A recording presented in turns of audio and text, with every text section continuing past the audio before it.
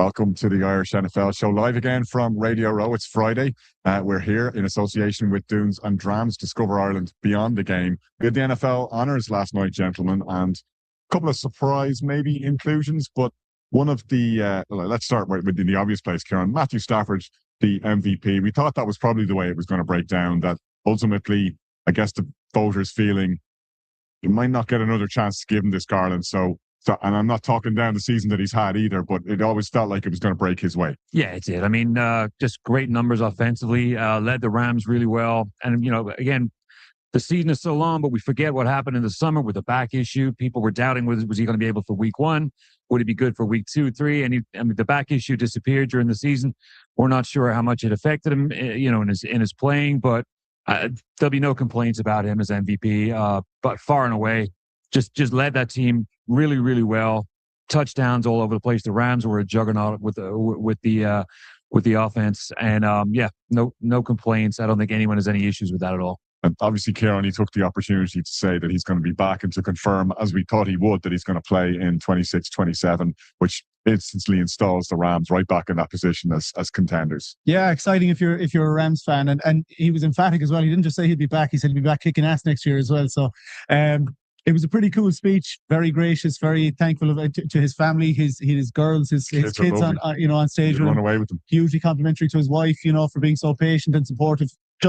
He just comes across as a really sound guy. I wish anyone I knew would speak like that about me. But yeah, absolutely emphatic. He'll be back next year. If the Rams can run it back with the same roster, there's no reason they can't be right back there looking to take the next step next year. Brian, was there an argument for anyone else really in the MVP conversation? I think we have to accept that Stafford is probably the worthy winner. No, I don't believe so. I think he was well deserved. It's probably a shame in a way, and people won't like this, that he's not playing in the Super Bowl because he's had such a great season.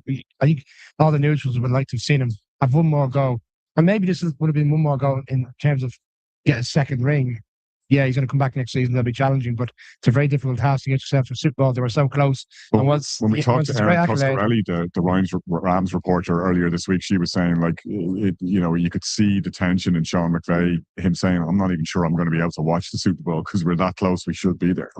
Yeah, I imagine they'll shut off. I think majority of the Rams players are in Cancun. There's a piece went out during the week with McVay with a number of players enjoying a break. It's been a long season for them, and to come up. So, they're so close to making the Super Bowl. It's very hard to swallow them.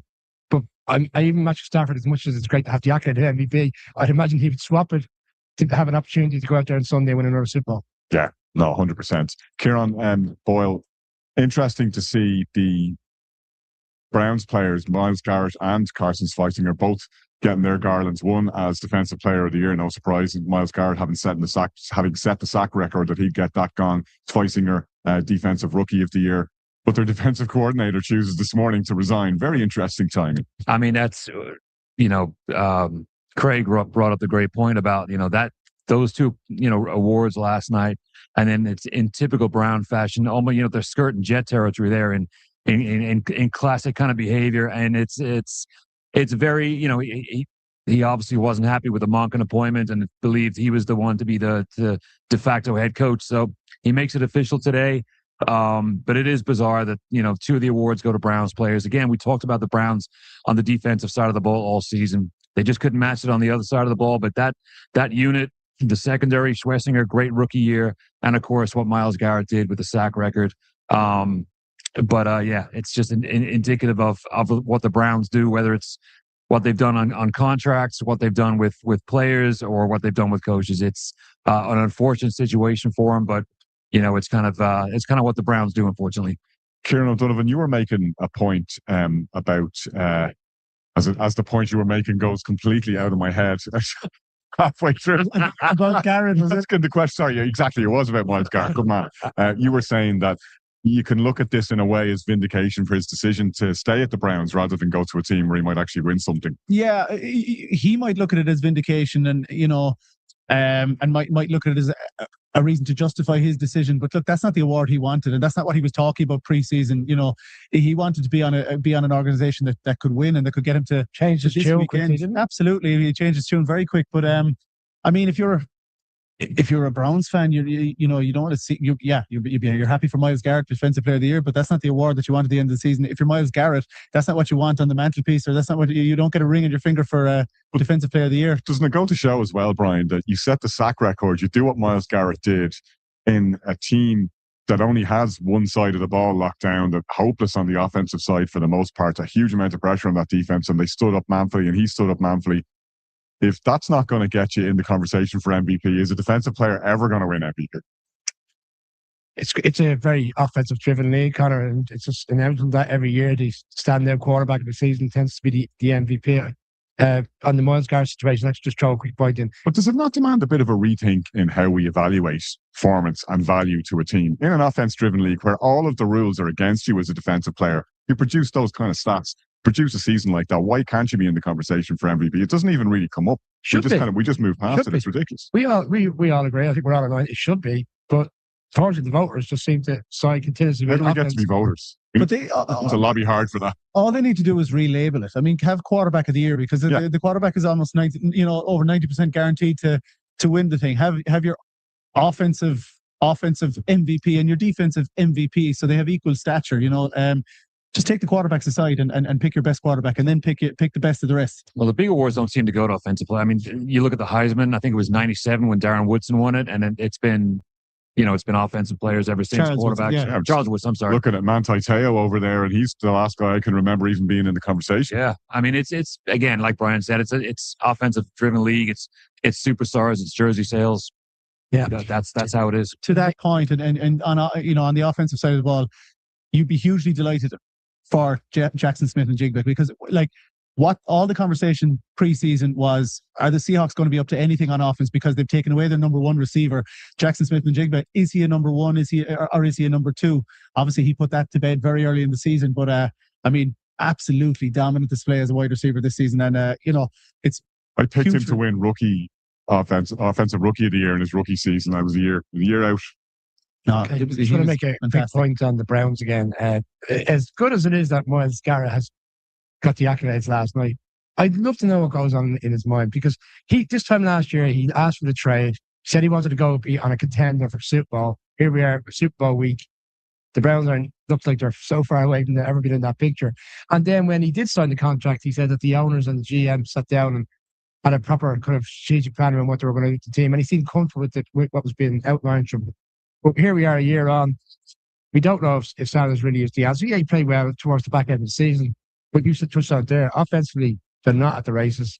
The offensive head coach done in. Obviously, we'll have to see how that plays out. But they're so far off even winning the division right now. It's who knows. And on that, we talked about what pieces do you go out and get when you want to complete the job. They're missing pieces all over that offense. Yeah. It's not just one area that they're weak. And when you look at the pass rushers that are available in the market, I mean, there's going to be knives out to try and secure the services of a Trey Hendrickson or one of the other guys that are available. And Myles Garrett's walked himself out of that conversation. You wonder, will he have another shot at it late stage in his career? Clearly as the years stack up and the durability question is always there, the potential for injury. You'd wonder, has that chance come and gone now to actually go to a contender and have a shot at winning the ring? They do have, if I'm right in thinking, they do have 2 number 1 picks this year, because they did the trade with the Jags. Jags moving up for Hunter last April in the most recent draft. So I suppose they got an opportunity now to try and get 2 stellar players to come out. Travis Hunter is a player that obviously has fallen off the face of the earth in the conversation terms, Kieran, since the injury. I mean, big things expected, 2-way player, didn't get the chance that he would have wanted to play a full season, and for him to realise the full benefit of his talents. But that's one that the Jags are going to be excited about for next season, based on what they managed to achieve over the course of the season. He could be a really significant piece to add into the mix when he's back to full fitness. Yeah, absolutely. And I remember, before the second half started, when they turned things around, Hunter went out injured just before that, and it was doom and gloom everywhere because Lawrence was throwing the ball everywhere to everyone but wide receivers. And then Hunter goes down, and then it's that's another lost season. We're just going to pack it up, and the Texans will take over again. But they'll be really happy to get him back. And again, we talk about awards for the season. I mean, if things had gone to plan for him in 25, we could have been talking about a dual player for offensive rookie of the year and defensive rookie of the year. So the Jags are excited to get him back and see what he can offer. Again, the dual threat. and that'll add another dimension to an offense that was starting to look a little stale towards the end and into the postseason. The run game obviously was real good, but there was a couple of question marks about offense. But having him back out there with the speed and especially the hands he has, he'll be a huge addition to their offense. With the NFL honors last night, Kieran, and with the Hall of Fame inductees, we see gold jackets around Radio Row this morning. Friday is an interesting day because it's not as busy down here in media terms, and we can see actually some of the sets behind us are being de-rigged and taken down as the East Coast-based media plan to head back and bring a lot of their team with them. But you got the Hall of Fame players wandering around this morning. We saw Drew Brees, I think, was here. Cam Jordan. I shook hands with Larry Fitzgerald this morning. It's another box tick. You won't wash that hand for a week. But you're giving out to me for not washing my jumper. So, how many Hall of Famers is that? You Jerry Rice, Larry Fitz. You put me on the spot now. I can't remember how many, but even just walking around, look at you now, all jaded now. I can't even remember. I've met so many Hall of Famers at this point. Jerome Bettis earlier on this season. Speaking of Hall of Famers, Jackson Dart and Scalabo are over there going on set. Speaking of Hall of, is that manifesting? Is that what you're doing now? Me and Craig are going to be, and Kieran, we're going to be straight over there. Oh yeah, like a dart. Like a dart. We had a little bit of debate about the criteria for the Hall of Fame last night. That was an interesting one over a beverage, and it's probably one that we could could go on for a lot longer. I'd imagine a beverage and 2 dinners. The Irish NFL show after dark. Irish NFL show don't seem to stop eating. Loves the food. I tell you though, the jet lag is real today. We were sharing and laughing at that Nick Bargatze sketch earlier about when you get up at 5:45 a.m. noon is pretty far away. You'll bet your life it's noon and it's like 8:30. Yeah. That's how it's feeling today. But no complaints. Look, it's been an amazing week. Yesterday was just a nuts day, Brian. I mean, the place was absolutely hopping around here. Yeah, we touched on it yesterday during the 2 live coverages around the enormity of the Thursday. Everybody seems to be coming in yesterday. Former players, celebrities, numerous guests of all sorts. All walks of life here yesterday. It was real yesterday. It was real because we've seen it over the course of the week how busy it was getting. But yesterday was pandemonium, and then of course a lot of them were going to the honours as well last night. So It is going to slightly die off today, but it doesn't change the packed schedule for us. We've a long list of interviews ahead. Yeah, we've a lot of good talking points as well. I mean, we've been discussing the Hall of Fame inductees. We've got Lorenzo Neal coming up. We're going to be chatting to him in an hour's time. We actually played with Drew Brees in LA and was one of Drew Brees' early mentors and a key blocker for LaDainian Tomlinson. So he's got some great stories from that locker room. We're looking forward to catching up with him on all that. Kieran Boyle, what we're starting to see though, and I bumped into a couple of people even in our hotel this morning, is fans are arriving in. To this point, it's been all about players and media and the buzz and the bubble around the Moscone Centre. But now it's starting to get real because we got Patriots fans and Seahawks fans starting to arrive in numbers for the weekend, and you can see it buzzing around the place and bubbling around the streets of San Francisco. Yeah, I mean, we went to the fan zone yesterday and dropped probably between us 4 figures worth of merchandise because that's what's going on right now. But yeah, it's great. The fans are out there. I love the extensive security on the way in. I've never been so closely scrutinized for the privilege of spending lots of my hard-earned money. It was. But I mean, listen, they put together great, product. I mean, the merchandise is phenomenal. I mean, you're not going to worry about it when you're getting it because it's a great selection. But yeah, you're right. The fans are showing up. It's a great atmosphere. The weather's been great. There's a great vibe around the place. There's fans, there's great players walking around. Tony Gonzalez just walked down there a second ago. But yeah, there's the great vibe building up. It's Friday. Despite the fact that it is the last day in Radio Row, it's still relatively busy. There's still a lot of people sticking around, so we'll be throwing some more stuff out later on. What I've loved, Kieran, is how proud as a host city San Francisco is. Like they're really, really into it, and obviously they're proud Niners fans. And we've talked about the bit of needle about the aspect of them angry Niners fans not wanting the Seahawks to win the Super Bowl in their building. But I've loved talking to Niners fans and talking to locals here about how up for being a host city they are. Like they've really embraced it. Like just met 2 people even on the way out of the hotel earlier, and they had these amazing festive Super Bowl jackets. They're just locals who are getting into the Super Bowl buzz. They're not going to the game. They're not hardcore football fans, but they love the idea that the Super Bowl is here and it's shining a light on San Francisco. Yeah, and I mean, it is one of the most storied organizations. I mean, they're very proud of their football here in the city, and they're bringing out the stars as well. We mentioned Jerry Rice, but they had Brock Purdy around the place. Christian McCaffrey was around the place as well yesterday. You look all around, like the knock on San Francisco as a venue. made to me at home was that it might be, everything might be a bit too spread out, but everywhere you go on every corner, there's, you're reminded that this is 49ers country. And, there's a very strong presence in the city here. Absolutely. Absolutely. Yeah, I remember that being said, Brian, when we were in Vegas a couple of years ago, that Vegas is probably the most compact Super Bowl venue. But I remember talking to Garrett Meyer, who was one of the senior international people in the NFL, and they've taken back a lot of the learning from hosting games in places like London and Dublin and what it means to paint a corner of the city and make it Super Bowl central for the week. And it seems those lessons have been learned. And as Kieran was explaining there, you can see it around San Francisco. I mean, this is your fifth Super Bowl now. You've seen them spread out. I think the one in LA was quite spread out. Glendale in Arizona was another one where it's difficult for the Super Bowl to own the city, but they seem to be iterating and getting it right. Yeah, you nailed it there. Like, you're within 5-10 minutes of everything that's going on within the general location. They say you touch on it, even on all the branding, you have Super Bowl branding everywhere you go. See the right feel about it.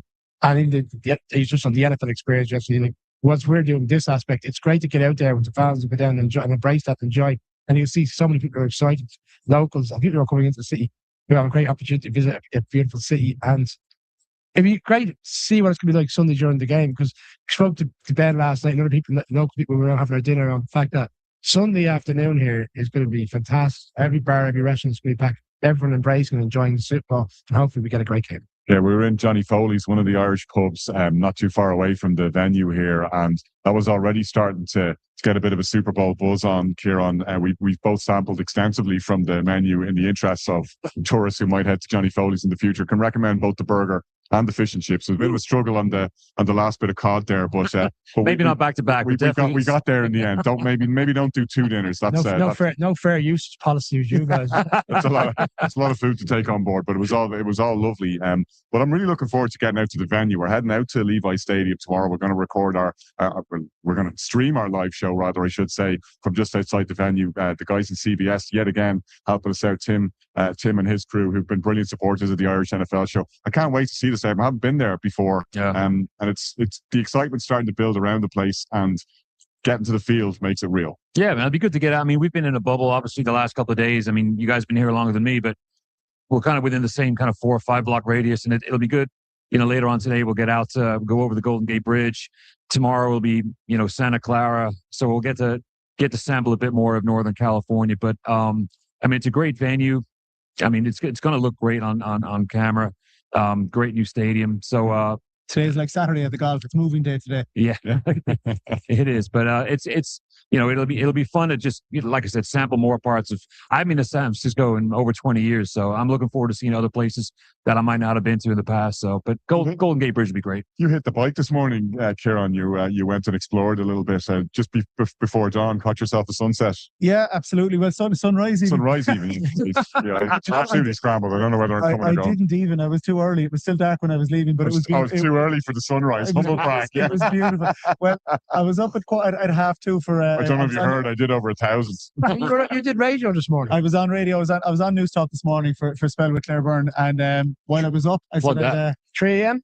3 a.m. So I had a bike rented. I knew I was taking it handy last night, so I said I'd make use of that time. So I had a bike rented, headed off down to the bay, and it was an awesome experience. Actually, I went up onto the bridge. I'm not the best in the world with heights, so when I was up there, got a little bit of a wobble, cycled a chunk of it, and then took a few photos and came home again. But it was beautiful. Saw the first traces of light this morning at the base, so it was a nice experience. Brian, it's been a really busy week down at Radio Row, and we've sampled just about every view and point that you could possibly make on the game coming up on Sunday. How are you weighting it all now ahead of our big predictions tomorrow? I'm surprised over the course of the week how many people are selecting the Seahawks.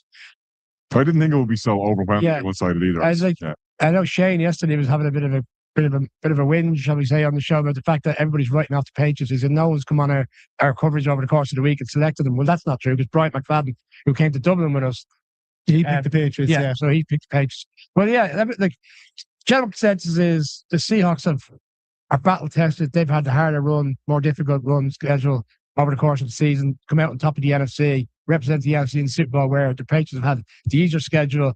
Even the playoff victories, they weren't at the level in which they were during the season. And people think that it's going to be they're going to be overpowered by the Seahawks team. But I'm not convinced by it. Like, Do I think they're going to win? I don't want to spoil my pick. I hope people will tune in tomorrow when we are at Levi Stadium and see what we do go for. But it just took me back how everybody seems to think it's going to be a comprehensive Seahawks victory. Well, I think a lot of it's to do with the way that the Seahawks, the conference final when they dispatched the Rams, offensively they look great, and then Patriots kind of bludgeon their way to the victory. Struggle. Yeah, so I mean, you can talk about recency bias or whatever, but that's the thing that's most fresh in people's memories, and that's what led to the line, and that's what's led to most people predicting the Seahawks. But I've gone back and forth a lot. I think, I'm starting to look at little, different parts of the Patriots. I think the Patriots line might have the edge. The O-line might have the edge. The run game might have the edge too. The fact that Charbonnet's out, and then you start getting out of the quarterback. I mean, Drake May and Darnold. That could go either way. So I'm still going back and forth. I think the Patriots will keep it real competitive, but we'll go into that a lot more tomorrow. But yeah, I'm definitely going back and forth on it. A lot to talk about tomorrow. Absolutely. It is though, Kieran O'Donovan. It's a phenomenal week in terms of everything you can soak up. I mean, when we were talking to Jordan Rodriguez yesterday, she said, I feel like an overstimulated child at a birthday party. Like people just get so excited and so into it. You can feel the momentum. And we talked about it again yesterday with Henry Hodgson, the NFL, UK and Ireland CEO. The excitement around the international games. I'm hearing more and more American voice getting up for those games. It's not just about the UK media, the Irish media, the German media, and the representatives of those individual countries, the coaches, the players, and the American fans. They were hitting us up, asking us, what was it like with the game in Dublin? What are the international games like? People planning their trips. You can really feel that juggernaut starting to roll. And a genuine curiosity as well. It didn't sound like an inconvenience that, our lip service or anything like that. They've seen us here. That's what I've picked up in previous years. So it's like, it's a bit of a novelty, but whatever. Whereas now they're like, I'm actually really excited for this. And I think a lot of it, like credit must go again. We keep harping back to the Steelers organization and how they embraced it. Like, I mean, they were such a huge part of making it a proper occasion, a proper home game for Pittsburgh. But absolutely, I mean, they've been various media personalities. They've been crew members. They've been past players, present players asking us, when's the next game going to be in Dublin? When can we get back to Dublin? Who do you think is going to be the next team to play in Dublin? Yeah. And now to people who are asking me, when is Dublin back on the map? I can't wait to get back to Dublin. Yeah, no, it's Tiffany great. Blackman on yesterday saying, I can't wait to get Ron Rivera saying he was disgusted that he missed the Irish game and lobbying hard for it to be put on the schedule. Yeah. And you mentioned Jordan Rodriguez. Well, I think you and I were giddy interviewing Jordan yesterday because we're both big fans of hers. We mention her so often on the show, but again, she was very interested in the Irish market, in the Irish international game. She absolutely schooled us on the X's and O's for this weekend as well. So I must have a listen back to it because at the time she's so detail oriented. It was a fantastic listen. And Brian, and she gave us some pronunciation lessons as well. She told us how to pronounce a particular form of local beer, which I'm still butchering. I think it's Lagunitas. We were calling it Lagunitas. Fair to say she puts us in your place. Yeah, we were very much put in our place. But Brian, I was going to, before we wrap, come to you on a point that Henry Hodgson made, and it was interesting to hear him talk so warmly about the Dublin game. I mean, I know he would say that, wouldn't he? But he came back to it a couple of times saying, no, we've had great learnings from what went well in Croke Park that we're actually applying in other markets, in Paris for the game there next year and in Melbourne for the game at the Melbourne Cricket Ground. He said, I want to try and replicate, and we want to try and replicate the kind of atmosphere we had in Croke Park in other markets, which I'm sure will gladden the hearts of any of the Irish fans who went to that game in terms of just how close it is to the NFL's thinking. I would be leaning very heavily if I was betting on the outcome on a Dublin game in 2020 as soon as 2027. Yeah, it was a very good interview, and he spoke so glowingly about that experience of coming to Dublin and even the preparation, the lead up, and all the work that was done in the lead up over the course of the months once from the date in which the game was confirmed. One thing in particular, I think they really latched onto was, and we spoke about time and time again, if you go to London for one of the games, well, that's a great experience of going to Tottenham or Wembley for the Tigers game. If you're not in that general area, you wouldn't even know there's an NFL game on. This because it's so big. You can have Premiership games ongoing at the same time. Where Dublin and Ireland really embraced that opportunity and to show off a fantastic city in which we both live in. And you were in Dublin, you knew the NFL was on over the course of the week. It's similar to a Super Bowl experience. All week long, opportunities to go and enjoy certain occasions, certain events that were taking place across the city. We're back at Radio Row for the remainder of the day. We got a packed schedule of interviews coming up. If you missed the interview with Henry Hodgson or Jordan Rodrigue or Tiffany Blackman and Ron Rivera or any of the others that we've put out, please check them out across our social channels and check out the content that we're putting out between now and Sunday, including, of course, that live stream show from Levi Stadium in Santa Clara tomorrow.